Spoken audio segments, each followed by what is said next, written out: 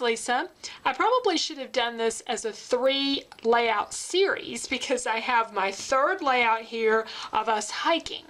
And so I just seem to have pulled out these pictures and done all these one right after another. This one though is going to look pretty different than the last 2. The last 2 I was going for a real fun, lighthearted look because I had something sort of funny that happened in one of them, and I wanted to just to make them more colorful, and as opposed to doing all the neutrals and things that come normally with photos taken out in the woods.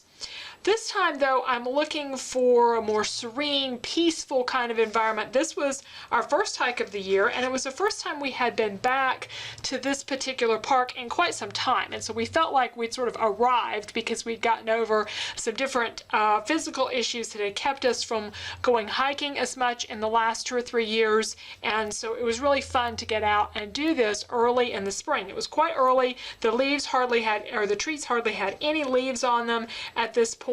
And you can see that whatever tree that is that blooms the purple bloom early in the year was blooming. So I haven't looked up the date for this, but it was March maybe when I took these photos. What I want to do with this is a fairly simple layout. I have 2 4x6 portraits and 1 landscape. My 4x6s can be trimmed down. I don't need to make them that large, and I probably will trim them down to show a little bit more of my background here. And I'm going to do some kind of borders at the top and the bottom of this 9-inch by 8-inch square, and then we'll have some kind of embellishment down here next to the title. I haven't decided quite what yet. Looking at the background for the paper, I thought I would do a wood grain, and I have either this, actually this would look better, probably run this way to look more like trees, or this one. And I'm kind of leaning towards this darker one from Simple Stories because the whole idea behind this, again, is a serene kind of look, so I don't want it to be too busy. And this particular paper with some light and dark contrast in the woods, to me, is a busier, more distracting background. So I want this, just this plain wood background, I think, here. And then I have some craft cardstock. This happens to be Stampin' Up! Craft paper, I think. And I have a small swatch of that to play with because I thought I would do some misting. I want to do something just besides plain cardstock for this, even though you won't see a ton of it. And we haven't done anything with stencils in quite a while in these videos. So I've pulled this stencil out to start with. I'm not sure if this is the one I'm going to use. I may do something on a smaller scale, but so I have a small piece of the craft cardstock here because I want to play a little bit with mists. Again, I want kind of a serene look, so I was considering more of a tone-on-tone. This manila color is a very tone-on-tone with the craft, but I also thought I might add a little bit of the greens. So I've got a couple of possibilities. I have another Studio Calico Mist, and I have a newer one from, well, that's an old one from Tattered Angels, Sweet Clover, but nonetheless I have some greens here. I have the citron color that's really pretty. That's a newer color to me. So I thought I would play a little bit with what the mists look like on this. I'll spray them on there and let them dry and just see what colors I like, and then we might do even more than one color on the background. Okay, let's test some of these colors, and we'll start with that manila color.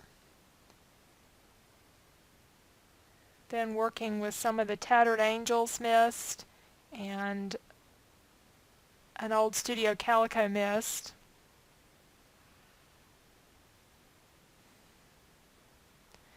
And while these aren't dry, I can still get a good idea, and I'm liking that lightest color, that Tattered Angels mist. It's a really soft green.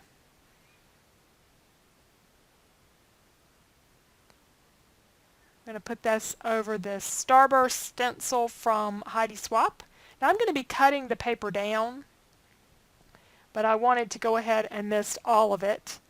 And I'm just kind of marking here where I'm going to cut it. Now this doesn't end up working out so well for me, as you'll see in a moment, but I'm marking where I want to type my journaling. And I'm going to go ahead and cut it the left and right margins, and then I took it to my typewriter, and this is, I haven't had the typewriter long, it's my dad's old typewriter, and I didn't know how to change the margins and I had to look up the instructions online because it's really old, and the gist of it is I got this way too low at the time I got done playing with it, so I had to cut it in a little different places than I originally planned, but that's okay. I still got it typed. It's not typed real evenly, but that's part of the casual sort of look. Now I'm going to glue the stenciled piece on 2 inches up from the bottom.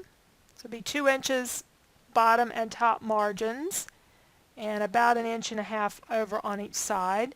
These border stickers are old stickers from crepe paper. They were originally part of a Christmas collection, but there was a wood grain one there that I liked, and then this one, it's got a lot of pattern to it. It's kind of fancy. I don't know. I put it on there, and I'm not real sure about it. It's kind of bugging me at this point, but I haven't decided. Looking at some different letters as well. I have gobs of different green letters here. So I was going to do we're back, and I still want to do that, but I think that may be too much in that one large letter. So I think I'll just do back with this and do the we're in one of the smaller green letters. This one's a multi-shade of green kind of letter. The stickers I end up sliding down behind the stenciled piece. If you like stenciling, I do have a class called Scrapbooking with Stencils. We do a lot of fun things, simple things, more complex things, a lot of beautiful things with stencils on our pages in that class. And so you get to see some of those rays of green coming out there. And I want to add just another embellishment and just add a little bit of the purple color because that was in the trees and I didn't really have any other color here. So I have a couple of stamp sets that had some leaves, and I started stamping and realized that everything on this page is brown, not black. So I'm going to switch this off to the potting shed color. If I only had 2 ink colors in my whole stash, and I have way more than that, but if I only ever had 2, these are the 2 I would have. Is black and potting shed from archival ink from Ranger. These are my probably most used colors that I stamp with. So I'm just kind of seeing how this looks when it's cut out, because these leaves are all sort of separate, and so it would be hard to cut and piece all of them in separate, so I kind of leave them semi-attached to their branch. And I've got another small one here as well.